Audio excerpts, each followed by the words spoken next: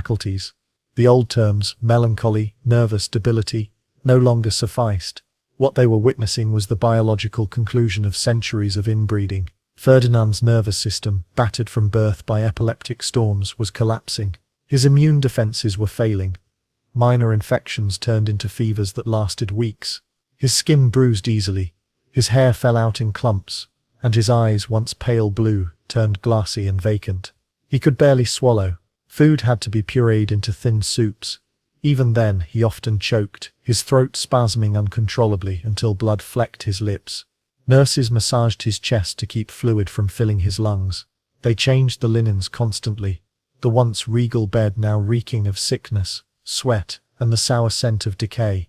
The imperial physician noted in his journal, "Each seizure strips him further of life. It is as though the body is being dismantled one nerve at a time." By 1870, Ferdinand rarely left his room.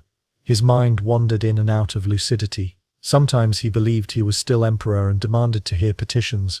In 1874, his final decline began. Chronic pneumonia set in, complicated by kidney failure and the side effects of decades of heavy metal treatments. His breath rattled like broken glass.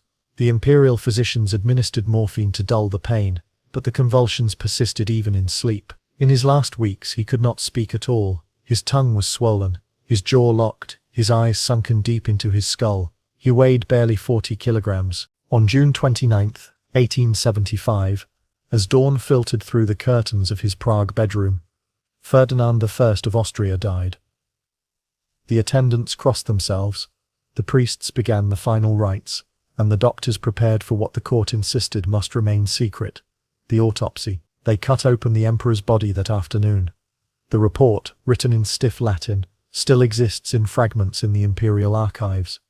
The brain was found abnormally small, its surface scarred with lesions from decades of epileptic trauma. The ventricles, the fluid-filled chambers, were enlarged, confirming long-standing hydrocephalus. The cerebellum, responsible for coordination, showed signs of atrophy. One physician noted that the tissue crumbled under the scalpel, as if long cooked. The heart was shrunken and fibrotic, its valves hardened. The lungs were streaked with black patches of necrotic tissue from repeated infections.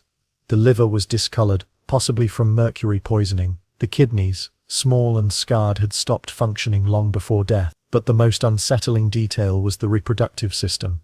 The testicles were severely atrophied, no larger than walnuts, with near total loss of functional tissue.